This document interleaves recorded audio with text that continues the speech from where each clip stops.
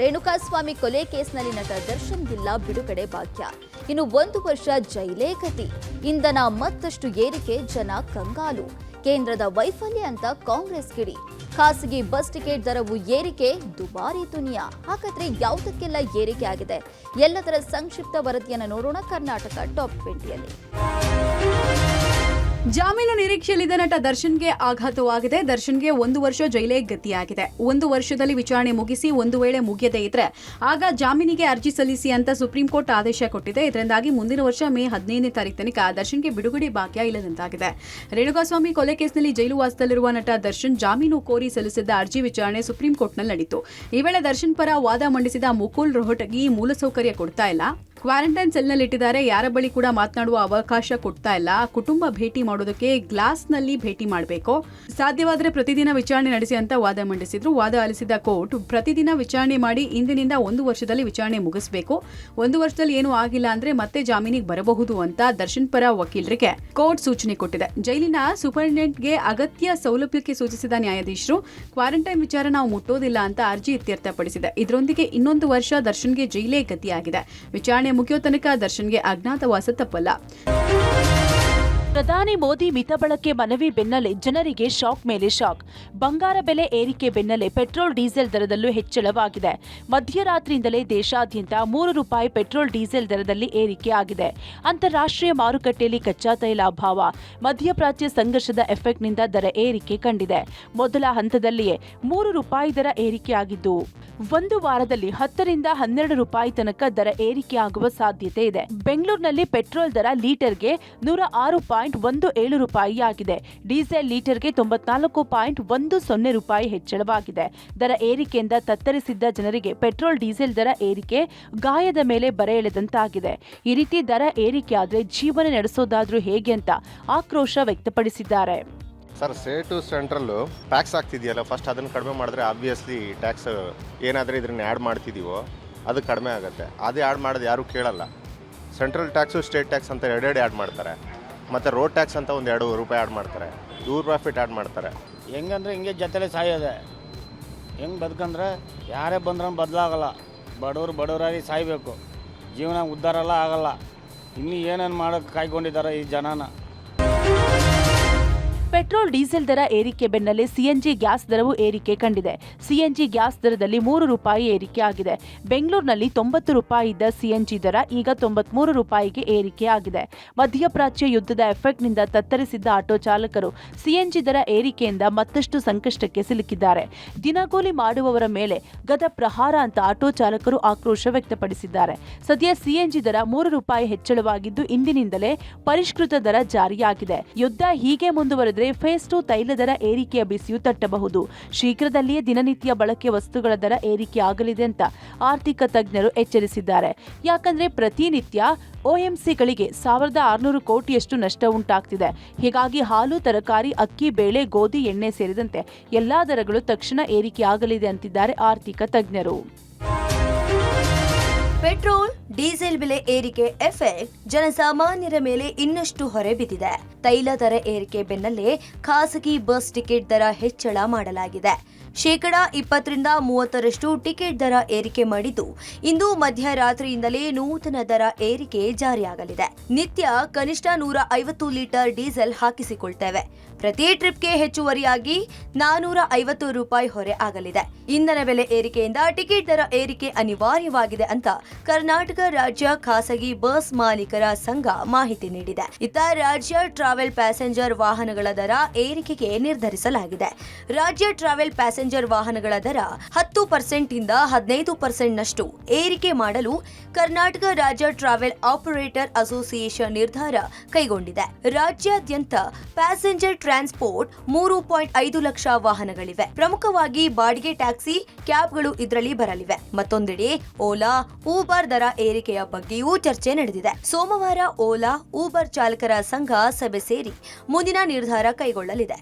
Diesel, petrol ದರ ಏರಿಕೆಯಿಂದ ನಷ್ಟವಾಗಲಿದ್ದು, ಹೀಗಾಗಿ ದರ ಏರಿಕೆಗೆ ಪ್ರಸ್ತಾವನೆಗೆ ಒತ್ತಡ ಹೇರಲು ತಯಾರಿ ನಡೆಸಿದೆ. ಕರ್ನಾಟಕ ರಾಜ್ಯಾದ್ಯಂತ ಪ್ರವಾಸೋದ್ಯಮಕ್ಕೆ ಬಳಸುವಂಥ ವೆಹಿಕಲ್ಗಳು ಒಂದು 3.5 ಲಕ್ಷ ಇದ್ದಾವೆ. ಫ್ಯೂಯಲ್ ರೈಸ್ ಆಗಿರೋದ್ರಿಂದ ನಮ್ಮ ಅನಿವಾರ್ಯತೆಯನ್ನು ನಾವು ತೋರಿಸಬೇಕಾಗತ್ತೆ. ಹಾಗಾಗಿ ನಾವು ಒಂದು 10ರಿಂದ 15% ಪ್ರೈಸ್ ರೈಸ್ ಮಾಡಬೇಕು ಅಂತ ಒಕ್ಕೂಟದಿಂದ ಸೇರಿಕೊಂಡು ಡಿಸೈಡ್ ಮಾಡಿದ್ದೀವಿ. ಪೆಟ್ರೋಲ್ ಡೀಸೆಲ್ ದರ ಏರಿಕೆಗೆ ಕೇಂದ್ರ ಸರ್ಕಾರದ ವಿರುದ್ಧ ಕಾಂಗ್ರೆಸ್ ವಾಗ್ದಾಳಿ ನಡೆಸಿದೆ. ಪೆಟ್ರೋಲ್ ಡೀಸೆಲ್ ಬೆಲೆ ಏರಿಕೆ ಮಿಸ್ಟರ್ ನರೇಂದ್ರ ಮೋದಿಯ ಕೊಡುಗೆ ಅಂತ ಡಿಸಿಎಂ ಡಿಕೆ ಶಿವಕುಮಾರ್ ಕಿಡಿಕಾರಿದ್ದಾರೆ. ಬೇರೆ ದೇಶಗಳ ಜೊತೆ ಸರಿಯಾಗಿ ಸಂಬಂಧ ಇಟ್ಟುಕೊಳ್ಳುವಲ್ಲಿ ಪ್ರಧಾನಿ ವಿಫಲರಾಗಿದ್ದಾರೆ. ಚಿನ್ನ ಖರೀದಿಸಬೇಡಿ ಅಂತಾರೆ. ಮಾಂಗಲ್ಯ ಸರ ಎಲ್ಲರಿಗೂ ಅಗತ್ಯ, ಹೇಗೆ ತೆಗೆದುಕೊಳ್ಳದೆ ಇರೋದಕ್ಕೆ ಆಗುತ್ತೆ ಅಂತ ಪ್ರಶ್ನಿಸಿದ್ದಾರೆ. ಗೃಹ ಸಚಿವ ಪರಮೇಶ್ವರ್ ಮಾತನಾಡಿ, ಅಗತ್ಯ ವಸ್ತುಗಳ ಬೆಲೆ ಏರಿಕೆ ಕೇಂದ್ರ ಸರ್ಕಾರದ ನೀತಿಗಳನ್ನ ತೋರಿಸುತ್ತಿದೆ. ಇದನ್ನ ಕೇಂದ್ರ ಮಾಡಬಾರ್ದು. ವಿಪರೀತ ಬೆಲೆ ಏರಿಕೆ ಆಗ್ತಿದೆ. ಪೆಟ್ರೋಲ್ ಡೀಸೆಲ್ ಬೆಲೆ ಏರಿಕೆ ಆಗಿದೆ. ಇದನ್ನ ಕೇಂದ್ರ ಸರ್ಕಾರ ಮಾಡಬಾರ್ದಿತ್ತು. ಮೊದಲಿನಿಂದಲೂ ಈ ಸಮಸ್ಯೆ ಬರುತ್ತೆ ಎಂದು ಕೇಂದ್ರ ಸರ್ಕಾರಕ್ಕೆ ಗೊತ್ತಿತ್ತು. ಆದ್ರೆ ಇದನ್ನ ಹ್ಯಾಂಡಲ್ ಮಾಡಲು ತಯಾರಿ ಮಾಡಿಕೊಳ್ಳಬೇಕಾಗಿತ್ತು ಎಂದಿದ್ದಾರೆ. ಪೆಟ್ರೋಲು ಡೀಸೆಲ್ ಬೆಲೆ ಇದು ಮೋದಿಯವರ ಕೊಡುಗೆ. ಇಂಟರ್ನ್ಯಾಷನಲ್ ರಿಲೇಶನ್ಶಿಪ್ ಅಲ್ಲಿ ಪಕ್ಕದ ದೇಶಗಳಲ್ಲಿ ಯಾರ ಜೊತೆ ಕೂಡ ಸಂಬಂಧವನ್ನು ಉಳಿಸ್ಕೊಳ್ಳಿಲ್ಲ. For every one small chain is needed. Mangalya sara is needed. How can they stop mangalya sara? ಅಧಿಕಾರಕ್ಕೆ ಬಂತವಿಂದ ಅನೇಕ ಸಾರಿ ಏರಿಸಿದ್ದಾರೆ. ಇನ್ನು ಕೂಡ ಏರಿಸ್ತಾರೆ ಅಂತಕ್ಕಂಥದ್ದು ಗೊತ್ತಿತ್ತು, ನಮಗೆ ಎಕ್ಸ್ಪೆಕ್ಟೇಷನ್ ಇತ್ತು, ಏರಿಸಿದ್ದಾರೆ. ಅಲ್ಟಿಮೇಟ್ಲಿ ಡೀಸೆಲ್ ಪೆಟ್ರೋಲ್ ದರ ಏರಿಸೋದು ಇದೆಯಲ್ಲ, ಇದು ಜನರ ಜೀವನದ ಮೇಲೆ ಬಹಳ ಪರಿಣಾಮ ಬೀರ್ತದೆ. ಚಿನ್ನ ಬೆಳ್ಳಿ ದರದಲ್ಲಿ ಹಾವು ಏಣಿ ಆಟ ಮುಂದುವರೆದಿದೆ. ಕಳೆದ 2 ದಿನದಿಂದ ಭಾರಿ ಏರಿಕೆ ಕಂಡಿದ್ದ ಚಿನ್ನ ಇವತ್ತು ಅಲ್ಪ ಇಳಿಕೆಯಾಗಿದೆ. ಚಿನ್ನದಲ್ಲಿ ಇಳಿಕೆ ಕಂಡರೂ ಜನರು ಮಾತ್ರ ಚಿನ್ನದಂಗಡಿಯತ್ತ ಮುಖ ಮಾಡ್ತಿಲ್ಲ. ಚಿನ್ನ ಖರೀದಿ ಮಾಡದಂತೆ ಪ್ರಧಾನಿ ಮೋದಿ ಕರೆ ಕೊಟ್ಟ ಬೆನ್ನಲ್ಲೇ ಬಂಗಾರ ಆಭರಣ ಖರೀದಿಯಲ್ಲಿ ಭಾರಿ ಕುಸಿತ ಕಂಡಿದೆ. ಮೋದಿ ಕರೆಯಿಂದ ಬಂಗಾರ ಆಭರಣದ ಅಂಗಡಿಗಳು ಖಾಲಿಯಾಗಿವೆ.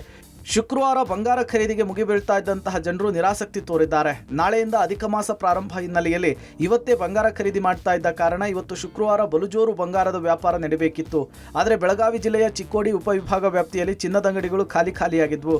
ಪ್ರಧಾನಿ ಮೋದಿ ಕರೆಗೆ ಚಿನ್ನದ ವ್ಯಾಪಾರಸ್ಥರು ಆಕ್ರೋಶ ವ್ಯಕ್ತಪಡಿಸಿದ್ದು, ದೇಶದ ಬಗ್ಗೆ ನಮಗೂ ಕಾಳಜಿ ಇದೆ, ದೇಶದ ಆರ್ಥಿಕತೆ ಹೆಚ್ಚಿಸಲು ಪರ್ಯಾಯ ವ್ಯವಸ್ಥೆಯನ್ನು ಮಾಡುವಂತೆ ವ್ಯಾಪಾರಸ್ಥರು ಪ್ರಧಾನಿ ಮೋದಿ ಅವರಿಗೆ ಮನವಿ ಮಾಡಿದ್ದಾರೆ. ವಿದೇಶಿ ಪ್ರವಾಸ ಮಾಡಬೇಡಿ ಅಂತ ಮೋದಿ ಕರೆ ನೀಡಿದ ಬೆನ್ನಲ್ಲೇ ಬೆಂಗಳೂರಿನಲ್ಲಿ ಫಾರಿನ್ ಟೂರ್ ಬುಕಿಂಗ್ ಸ್ವಲ್ಪ ಮಟ್ಟಿಗೆ ಇಳಿಕೆ ಆಗಿದೆ. ಟ್ರಾವೆಲ್ ಕಂಪನಿಗಳಿಗೆ ವಿದೇಶಿ ಟೂರ್ ಪ್ಯಾಕೇಜ್ ವಿಚಾರಣೆಗಾಗಿ ಕರೆ ಮಾಡೋ ಪ್ರವಾಸಿಗರಲ್ಲಿ ಸಾಮಾನ್ಯ ದಿನಗಳಿಂದ 10% ಕಡಿಮೆ ಕರೆ ಬರುತ್ತಿದೆ. ಸಾಮಾನ್ಯವಾಗಿ ಬೆಂಗಳೂರಿನಿಂದ ಮಾರ್ಚ್ ಟು ಸೆಪ್ಟೆಂಬರ್ ವರೆಗೆ ಸುಮಾರು 5 ಲಕ್ಷದಷ್ಟು ಜನ ಸಿಂಗಾಪುರ್, ಮಲೇಷ್ಯಾ ಸೇರಿದಂತೆ ಯುರೋಪ್ ದೇಶಗಳಿಗೆ ಹೋಗ್ತಾರೆ. ಈಗಾಗಲೇ ಬುಕಿಂಗ್ ಮಾಡಿರೋ ಜನ ಫಾರಿನ್ಗೆ ಹೋಗಿ ಬರ್ತಿದ್ದಾರೆ. ಆದರೆ ಹೊಸದಾಗಿ ಫಾರಿನ್ ಟೂರ್ಗೆ ಹೋಗಲು 2-3 ದಿನಗಳಿಂದ ಬುಕಿಂಗ್ ಕಡಿಮೆ ಆಗಿದೆ. ಹೀಗಾಗಿ ಮುಂದಿನ ದಿನಗಳಲ್ಲಿ ಇನ್ನೂ ಫಾರಿನ್ ಟೂರಿಸ್ಟ್ಗಳ ಸಂಖ್ಯೆ ಕಡಿತವಾಗುವ ನಿರೀಕ್ಷೆಯನ್ನ ಕರ್ನಾಟಕ ಟೂರಿಸ್ಟ್ ಸೊಸೈಟಿ ವ್ಯಕ್ತಪಡಿಸಿದೆ. ಎಚ್ಡಿಕೆ ವರ್ಸಸ್ ಡಿಕೆಶಿ ನಡುವಿನ ವಾಕ್ಸಮರ ಮುಂದುವರೆದಿದೆ. ಕೇಂದ್ರ ಸಚಿವ ಎಚ್ಡಿ ಕುಮಾರಸ್ವಾಮಿ ಸವಾಲನ್ನ ಡಿಸಿಎಂ ಡಿಕೆ ಶಿವಕುಮಾರ್ ಸ್ವೀಕರಿಸಿದ್ದಾರೆ. ಬಿಡದಿ ಟೌನ್ಶಿಪ್ ವಿಚಾರದಲ್ಲಿ ಚರ್ಚೆಗೆ ಬನ್ನಿ ಎಂಬ ಸವಾಲಿಗೆ ಪ್ರತಿ ಸವಾಲು ಹಾಕಿರುವ ಡಿಕೆಶಿ ದಿನಾಂಕ ನಿಗದಿ ಮಾಡಲಿ, ನಾನು ಚರ್ಚೆಗೆ ಸಿದ್ಧ ಎಂದಿದ್ದಾರೆ. ಬೆಂಗಳೂರಿನಲ್ಲಿ ಮಾತನಾಡಿದ ಡಿಕೆಶಿ, ನಾನು ಬಿಡದಿಗೆ ಹೋಗುತ್ತೇನೆ. ರೈತರು ನನ್ನ ವಿರುದ್ಧ ಘೋಷಣೆ ಕೂಗಬಹುದು, ನನ್ನ ಮೇಲೆ ಕಲ್ಲು ತೂರಾಟ ಮಾಡಬಹುದು, ಆದ್ರೆ ನಾನು ಅದಕ್ಕೆಲ್ಲ ಹೆದರುವುದಕ್ಕೆ ಆಗುತ್ತಾ ಅಂತ ಪ್ರಶ್ನಿಸಿದ್ದಾರೆ. ಕುಮಾರಸ್ವಾಮಿ ಮಾಡಿರುವ ಕೆಲಸವನ್ನ ನಾನು ಮುಂದುವರೆಸಿದ್ದೇನೆ. ಚರ್ಚೆ ಬಗ್ಗೆ ದಿನಾಂಕ ನಿಗದಿ ಮಾಡಲಿ, ನಾನು ಚರ್ಚೆಗೆ ಸಿದ್ಧ ಅಂತ ಸವಾಲೆಸೆದಿದ್ದಾರೆ. ಬಿಡಪ್ಪ, ಟೀಕೆ ಅವರೆಲ್ಲ ಮಾಡ್ತಾ ಇರಬೇಕು. ಟೀಕೆ ಮಾಡಲಿಲ್ಲ ಅಂದರೆ ಅವ್ರು ರಾಜಕೀಯದಲ್ಲಿ ಬದುಕಿರೋಕ್ಕಾಗಲ್ವಲ್ಲ. ನಾವೇನು ಒಳ್ಳೆ ಕೆಲಸ ಮಾಡ್ತೀವಿ ಅವರೆಲ್ಲ ವಿರೋಧ ಮಾಡಬೇಕು. ಈಗ ನಾವು GBA ಇವತ್ತಲ್ಲ, ಇನ್ನು 20 ವರ್ಷದ ಮೇಲೆ ಆ ಬಿಡದಿ ಜನ, ಬೆಂಗಳೂರು ದಕ್ಷಿಣದ ಜನ ನನ್ನನ್ನು ನೆನೆಸ್ಕೊಳ್ತಾರೆ. ಹೋಗ್ತೀನಿ ಖಂಡಿತ ಹೋಗ್ತೀನಿ. ಕುಮಾರಸ್ವಾಮಿ ಜೊತೆಲೇ ಹೋಗೋಣ. ಕುಮಾರಸ್ವಾಮಿ ಮಾಡಿದ ಪ್ರಾಜೆಕ್ಟೇ ನಾವು ಮುಂದುವರಿಸ್ತಾ ಇರೋದು. ನಾನು ಹೋಗ್ತೀನಿ, ಬರಲಿ, ನಾನು ಫಿಕ್ಸ್ ಮಾಡ್ಕೊಂಡು ಹೋಗ್ತೀನಿ ರೈತರ ಹತ್ರ ಮಾತಾಡೋಕ್ಕೆ. ಏನು ರೈತರು 2 ಹೊಡಿಬೋದು ಅಷ್ಟೇ ತಾನೆ. ಮೊಟ್ಟೆನೋ ಕಲ್ಲೋ ಪಲ್ಲೋ ಎಸಿಬೋದು, ಧಿಕ್ಕಾರ ಹಾಕ್ಬೋದು, ಅದಕ್ಕೆಲ್ಲ ಹೆದರ್ಕೊಳಕ್ಕಾಗ್ತದಾ? ಮುಂದಿನ ಭವಿಷ್ಯ, ಮಕ್ಕಳ ಭವಿಷ್ಯ, ಅವರ ಆಸ್ತಿಗಳ ಭವಿಷ್ಯ ಮುಖ್ಯ. ಶಾಲಾ ಕಾಲೇಜಿನಲ್ಲಿ ಹಿಜಾಬ್ ಬ್ಯಾನ್ ಆದೇಶ ಹಿಂಪಡೆದ ಸರ್ಕಾರದ ವಿರುದ್ಧ ಪ್ರತಿಭಟನೆ ತೀವ್ರಗೊಂಡಿದೆ. ಕಲಬುರಗಿ ಜಿಲ್ಲಾಧಿಕಾರಿ ಕಚೇರಿ ಮುಂಭಾಗ ಶ್ರೀರಾಮ್ ಸೇನೆ ಸಂಘಟನೆ ವತಿಯಿಂದ ಪ್ರತಿಭಟನೆ ನಡೆಸಲಾಯಿತು. ರಾಜ್ಯ ಸರ್ಕಾರದ ಹಿಜಾಬ್ ಬ್ಯಾನ್ ಹಿಂಪಡೆದ ಆದೇಶದ ಪ್ರತಿ ಹರಿದು ಹಾಕಿ ಆಕ್ರೋಶ ವ್ಯಕ್ತಪಡಿಸಿದ್ರು. ಸರ್ಕಾರದ ಹಿಜಾಬ್ ಅನುಮತಿ ನೀಡಿರುವುದು ವಾಪಸ್ ಪಡಿಬೇಕು, ಇಲ್ಲದೆ ಹೋದ್ರೆ ಶಾಲಾ ಕಾಲೇಜಿಗೆ ತೆರಳುವ ಕೇಸರಿ ಶಾಲ್ ಧರಿಸಿ ಮಕ್ಕಳು ಅಭಿಯಾನವನ್ನ ಮಾಡೋದಾಗಿ ಎಚ್ಚರಿಕೆಯನ್ನ ಕೊಟ್ಟರು. ಮತ್ತೊಂದು ಕಡೆ ಕೇಸರಿ ಶಾಲು ಹಾಕೊಂಡೇ ಶಾಲಾ ಕಾಲೇಜುಗಳಿಗೆ ಬನ್ನಿ ಅಂತ ಮಡಿಕೇರಿ ಕ್ಷೇತ್ರದ ಕಾಂಗ್ರೆಸ್ ಶಾಸಕ ಮಂತರ್ಗೌಡ ಕರೆ ಕೊಟ್ಟಿದ್ದಾರೆ. ನೀಟ್ ಪರೀಕ್ಷೆ ಬಗ್ಗೆ ಯಾರು ಮಾತಾಡ್ತಾ ಇಲ್ಲ, ಯಾಕೆ ದಂಧೆ ನಡೀತು, ಯಾಕಾಯ್ತು, ಅದರ ಬಗ್ಗೆ ಯಾರು ಜವಾಬ್ದಾರಿ ತೆಗೆದುಕೊಳ್ತಾ ಇಲ್ಲ. ವಿರೋಧ ಪಕ್ಷಗಳು ಧರ್ಮದ ವಿಚಾರದ ಬಗ್ಗೆ ಮಾತಾಡ್ತಾ ಇದ್ದಾರೆ, ಆದರೆ ಪೆಟ್ರೋಲ್ ಬೆಲೆ ಏರಿಕೆ ಆಗಿದೆ, ಅದರ ಬಗ್ಗೆ ಯಾಕೆ ಮಾತಾಡ್ತಿಲ್ಲ ಅಂತ ಕಿಡಿಕಾರಿದ್ದಾರೆ. ಈ ನಡುವೆ ಹಿಜಾಬ್ ನಿಷೇಧ ಹಿಂಪಡೆದ ಸರ್ಕಾರದ ನಿರ್ಧಾರಕ್ಕೆ ಬ್ಯಾರಿ ಸೆಂಟ್ರಲ್ ಕಮಿಟಿ ಧನ್ಯವಾದ ತಿಳಿಸಿದೆ. ತಡವಾಗಿ ಆದರೂ ನಿರ್ಧಾರ ಕೈಗೊಂಡಿದೆ ಅಂತ ಹೇಳಿದ್ದಾರೆ. ನಾನು ಮನವಿ ಮಾಡ್ತೀವಿ, ದಯವಿಟ್ಟು ಮಕ್ಕಳು ಕಾಲೇಜಿಗೆ ಬನ್ನಿ, ದಟ್ ಈಸ್ ಇಂಪಾರ್ಟೆಂಟ್. ಅದಕ್ಕಿಂತ ದೊಡ್ಡ ಸಮಸ್ಯೆಗಳು ನೀಟ್ ಪರೀಕ್ಷೆ ಯಾರೂ ಮಾತಾಡ್ತಾ ಇಲ್ಲ. ನೀಟ್ ಪರೀಕ್ಷೆಯಲ್ಲಿ ದಂಧೆ ಏನು ನಡೀತು, ಯಾಕೆ ನಡೀತಾ ಇದೆ ಅಂತ ಯಾರೂ ಕತ್ತು ಬಗ್ಸ್ತಾ ಇಲ್ಲ, ಯಾರೂ ಜವಾಬ್ದಾರಿನೂ ತಗೋತಾ ಇಲ್ಲ. ನನ್ನ ಅನಿಸಿಕೆ ಅದೇ ದೊಡ್ಡ ಚರ್ಚೆ ಇದಕ್ಕಿಂತ.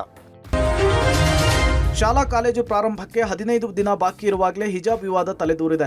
ವಸ್ತ್ರ ಸಮಿತಿಯ ಬಗ್ಗೆ ಸರ್ಕಾರ ಹೊರಡಿಸಿರುವ ಆದೇಶ ಕಡ್ಡಾಯವಾಗಿ ಶಾಲಾ ಕಾಲೇಜುಗಳಲ್ಲಿ ಅನುಷ್ಠಾನಕ್ಕೆ ಕ್ರಮ ತೆಗೆದುಕೊಳ್ಳಬೇಕು ಅಂತ ಶಿಕ್ಷಕರು ಅಧಿಕಾರಿಗಳಿಗೆ ಸರ್ಕಾರ ಸೂಚಿಸಿದೆ.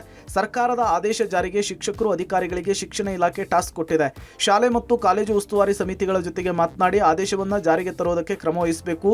ಅಗತ್ಯ ಬಿದ್ದರೆ ಸರ್ಕಾರದ ಆದೇಶ, ಸರ್ಕಾರದ ಉದ್ದೇಶದ ಬಗ್ಗೆ ಪೋಷಕರಿಗೂ ಮಾಹಿತಿಯ ಜೊತೆಗೆ ಜಾಗೃತಿ ಮೂಡಿಸಬೇಕು.